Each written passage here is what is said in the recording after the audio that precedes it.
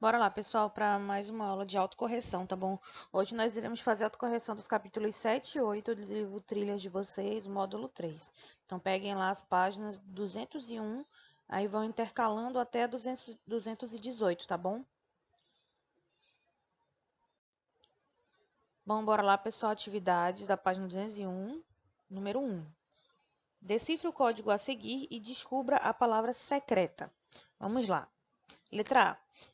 Utilize essa palavra secreta para completar completamente o texto abaixo. Vamos lá descobrir? Você vai pegar aí o número e a letra. Então, bora lá. Letra B, número 2. B2 é a letra O. Você vai colocar o O aí, tá bom? Aí você vai pegar A1, né? Você no A1 você tem o R. E assim sucessivamente. Vamos lá ver qual é a nossa resposta? Exatamente. Para vocês que conseguiram pegar todas as letras direitinho, a nossa palavra é orgânica. Então, o texto da letra B corretamente fica: a agricultura orgânica é aquela que o cultivo de plantas é realizado sem o uso de agrotóxicos. Por exemplo, tá? Então, sempre que a gente tem uma agricultura orgânica, ela é cultivada, por exemplo, sem o uso de agrotóxicos, beleza, gente? Vamos lá responder a letra B. Pesquise o que são agrotóxicos e quais são os possíveis problemas ambientais associados a eles. Em seguida, produza um texto em seu caderno com essas informações. Vamos lá produzir esse texto, tá bom, gente? Aí vocês apresentam para mim em sala de aula ou para a professora que for a professora de ciências de vocês, tá bom? Número 2. Ligue cada matéria-prima obtida da agricultura a seu produto correspondente. Vamos lá: plantação de soja, plantação de algodão, plantação de cana-de-açúcar. Aí aqui embaixo nós temos camiseta, pessoa abastecendo o veículo com etanol e o óleo, né, que é um óleo que nós utilizamos na cozinha. Vamos lá ver qual é a nossa resposta. Fizeram a ligação correta? O que vocês acham? Vamos lá. Então, a nossa ligação correta fica: a plantação de soja produz o óleo de soja, tá bom? Que esse óleo é o óleo mais comum que nós utilizamos na cozinha. Tem outros tipos de óleo de outros tipos de vegetais, como por exemplo o óleo de milho, o óleo de girassol, tá bom? O óleo de canola, que são outros tipos de plantas. Porém, o mais comum aqui da indústria brasileira é o óleo de soja. Então, tem muitas plantações de soja para retirada da soja para fazer o óleo de cozinha, tá bom?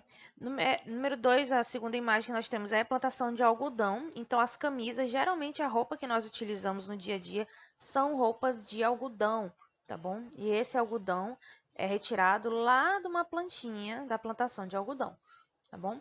E a terceira imagem é uma plantação de cana-de-açúcar, onde a gente retira a cana para fazer a obtenção de um combustível chamado etanol, que é o nosso conhecido álcool, tá bom? Responderam certo? Acredito que sim, hein?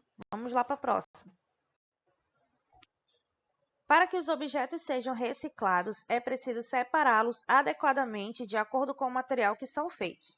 Para auxiliar nessa separação dos resíduos, existem lixeiras coloridas, cada cor indicando um tipo de material. Vamos lá, letra A.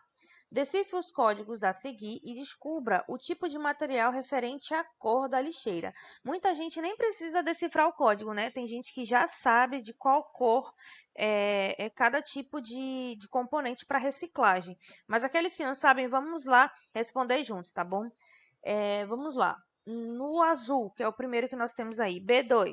B2 referente a P. Isso mesmo, a letra P. D4, D4, letra A. B2 de novo, letra P de novo. B3, a gente tem a letra E. E A1, nós temos a letra L. Então, como fica essa palavra? Papel. Isso mesmo. Você vai fazer esses outros códigos dessas outras palavras, tá? Para a gente corrigir no nosso próximo slide. Se você ainda não fez, dê um pause aí nesse momento, faça retirando cada um desses códigos, tá bom? Para a gente conseguir responder a próxima questão.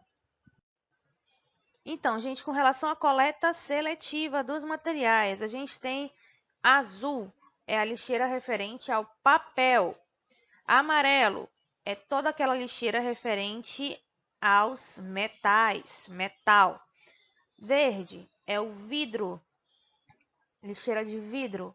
E o vermelho é aquele destinado ao plástico.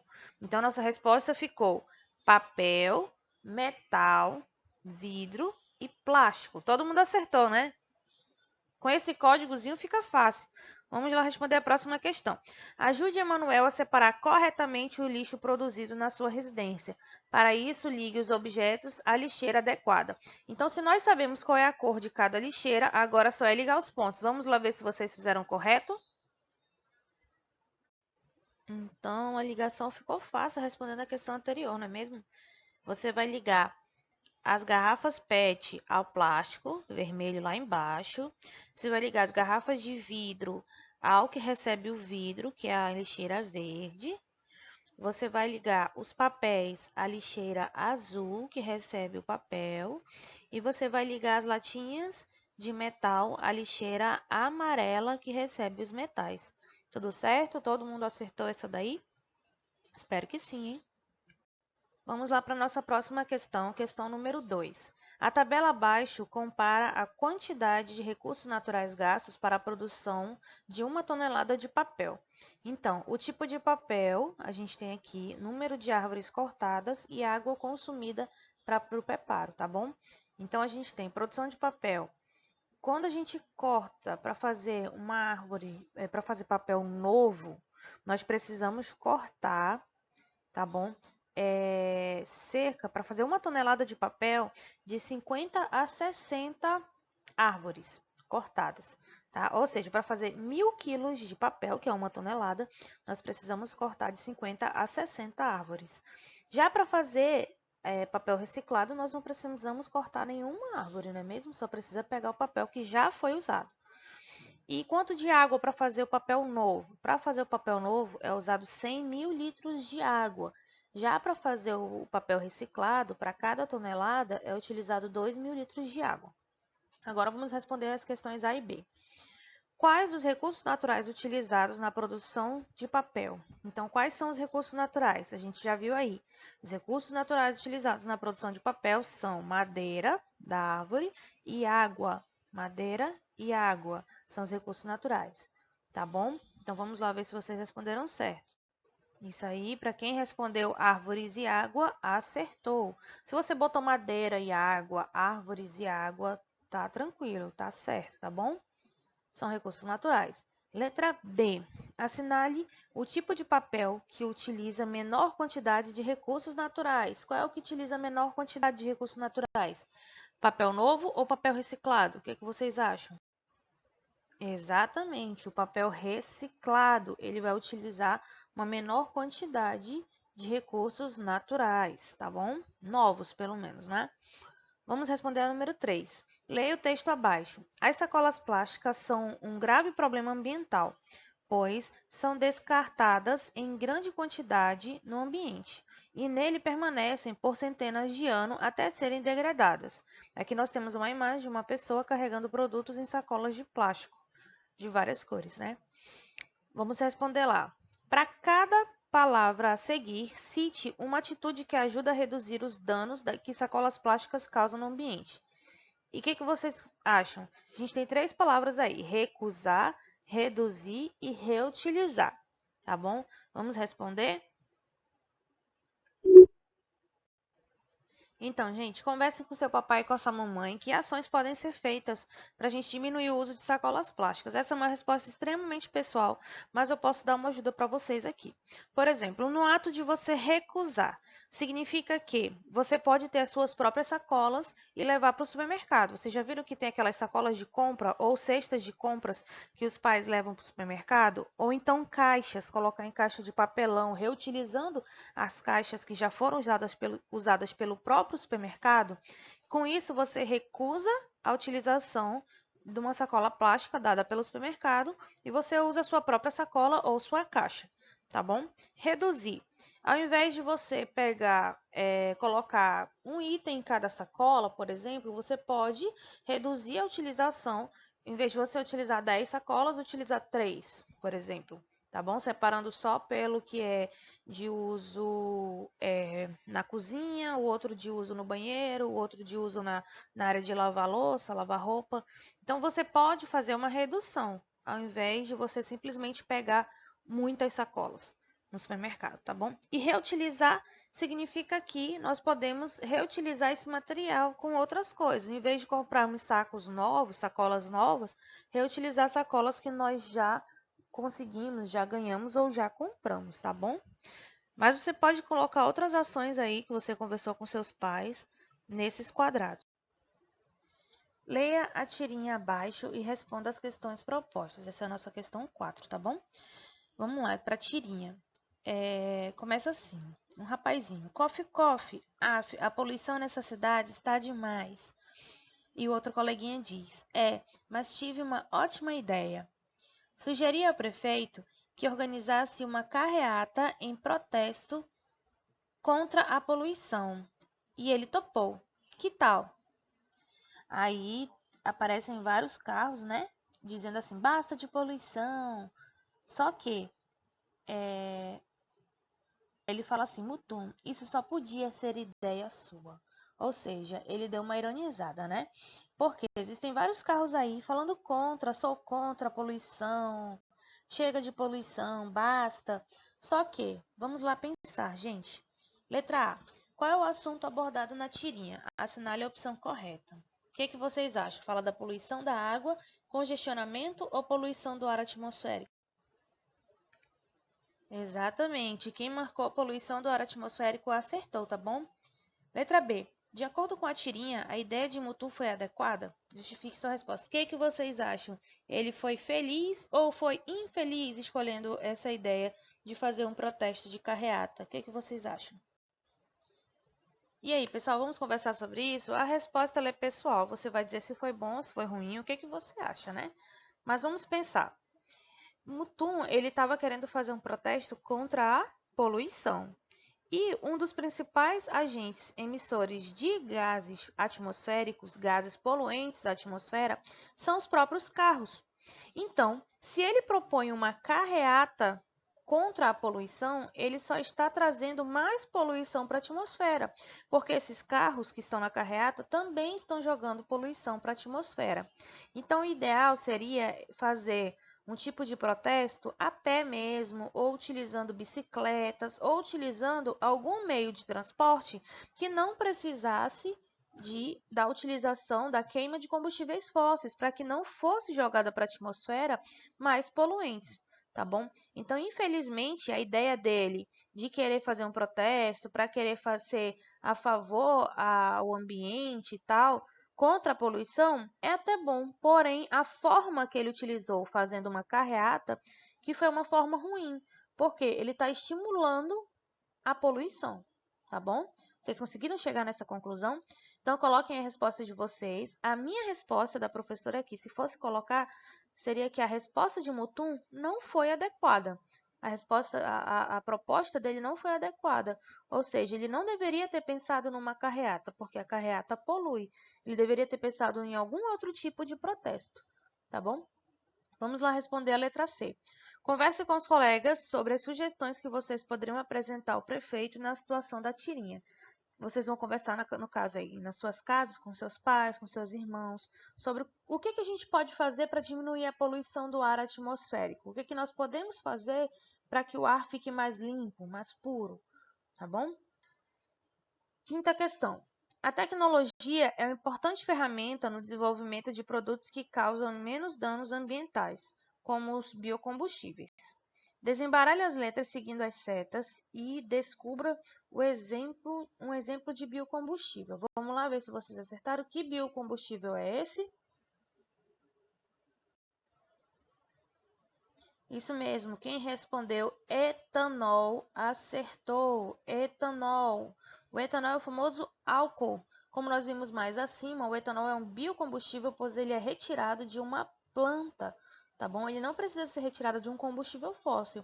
E as plantas, elas podem ser replantadas, elas podem ser plantadas várias vezes, tá bom? Então, ele é um meio em que a biotecnologia ajudou para que a gente diminua os impactos. Porém, ainda assim, o etanol ele produz uma poluição atmosférica. Então, nós devemos minimizar o uso e utilizar somente quando necessário, tá bom? Vamos lá para as atividades do nosso capítulo 8. Número 1. Identifique a propriedade do material que compõe cada objeto indicado, escrevendo os termos do quadro abaixo em locais adequados. Então, nós temos 3 propriedades de materiais diferentes aí: condutibilidade elétrica, elasticidade e propriedade magnética. A letra A é um balão sendo enchido. A letra B é um fio de cobre correndo dentro do carregador de um celular. E a letra C é um ímã atraindo metais. Vamos lá descobrir o que são cada um deles. Vocês responderam certo? Colocaram certinho o nome embaixo? Então, vamos responder. Letra A se refere à elasticidade. Então, é a capacidade do balão de alterar o seu formato, ou seja, ele consegue se esticar e depois, se for retirado o ar de dentro dele, ele volta ao tamanho original. Então, vamos lá já fazer a ligação que está pedindo no nosso próximo ponto. Refere-se à capacidade de um material de voltar à sua forma original após ser esticado ou comprimido. Ou seja, vocês vão botar o nome e já fazer a ligação aí, tá bom? Ao que ele se refere. Tudo certo? Acertaram? Vamos lá para a letra B. A propriedade dos materiais desse fio elétrico, desse fio de cobre, que é um fio elétrico, é a propriedade de condutibilidade elétrica.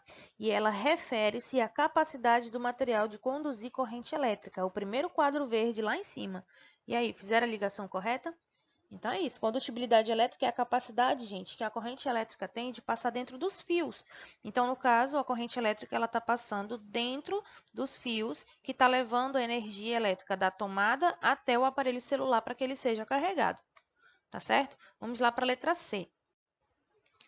A letra C é a propriedade magnética, ou seja, a propriedade dos ímãs de atração de metais ou de outros ímãs. Refere-se à capacidade do material de atrair objetos feitos de alguns tipos de metais. Então, a gente tem o segundo quadrinho aí.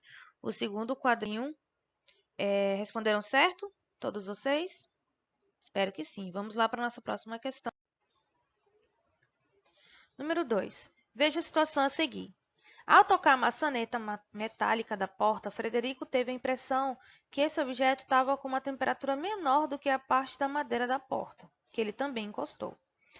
Em relação à situação descrita acima e com base no que você estudou sobre as propriedades dos materiais, pinte os quadros da alternativa correta ou das alternativas corretas, se forem mais de uma. Tá bom? Vamos ver a primeira alternativa.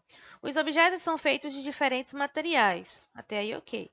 Mas todos os materiais apresentam as mesmas propriedades. Então, tá errado. Você não vai pintar esse quadrinho, esse primeiro, tá bom?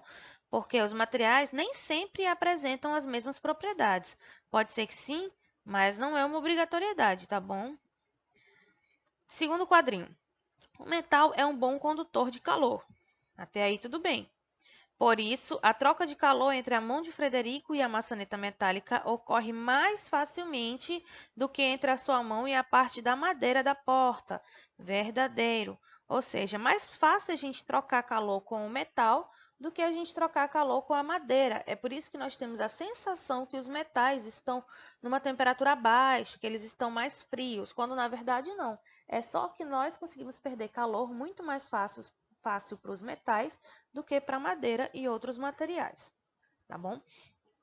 Você vai pintar esse segundo quadradinho aí, tá certo? Isso aí, quadradinho pintado. Vamos para a próxima. A propriedade dos materiais relacionada à situação vivenciada por Frederico é a condutibilidade elétrica. O que vocês acham? É a condutibilidade elétrica? Não, é condutibilidade térmica. Então tá errado. Você também não vai pintar esse quadradinho aí. E vamos para o quarto e último quadradinho dessa questão. A sensação vivenciada por Frederico está relacionada à capacidade que os diferentes materiais têm de conduzir o calor. Verdadeiro ou falso? O que vocês acham? Está correto? Sim, está correto. Então, você vai pintar esse quadradinho, tá bom? A sensação realmente de Frederico tem a ver com a condutibilidade térmica, ou seja, com o ato de conduzir calor, tá bom? Que o metal tem. Beleza? Todo mundo acertou? Vamos lá para a terceira questão. Observe a fotografia ao lado e assinale a alternativa adequada. Vocês têm os dois quadradinhos aí e somente um deles está certo, tá bom? Vamos lá ver qual é. Primeiro quadradinho. O óleo não se dissolve na água e apresenta menor densidade do que a água, por isso não afunda. E aí, o que vocês acham? Verdadeiro ou falso? E a segunda, o óleo se dissolve na água e apresenta maior densidade que a água, por isso não afunda. O que vocês acham? Qual das duas está certa? Exatamente. Quem respondeu a primeira acertou. Por quê? O óleo, ele não se dissolve na água, gente. Então, ponto. Isso daí já está certo. E ele apresenta menor densidade, ele é mais leve. Lembra que eu falei para vocês? Que a gente conversou já em sala de aula? O óleo, ele é mais leve do que a água, então ele tende a ficar por cima. Já a água, ela é mais densa, ela é mais pesada, ela tende a ficar embaixo, tá bom? Então, eles não se misturam e eles ficam com camadas de densidade diferentes. A segunda proposição, ela está errada porque ela fala assim, o óleo se dissolve na água. Então, ponto, isso aí já está errado. A gente já não vai pintar esse quadradinho, tá bom? Porque eles não se misturam, eles não dissolvem um no outro. Tudo ok? Acertaram? Então, por hoje é só, crianças. Qualquer dúvida que vocês tenham ficado sobre essas questões, se vocês quiserem conversar com os professores de vocês de ciências, vocês anotem a questão, marquem um asterisco, um quadradinho do lado dela aí e perguntem do professor em sala de aula que nós vamos tirar suas dúvidas, tá certo? Até a próxima!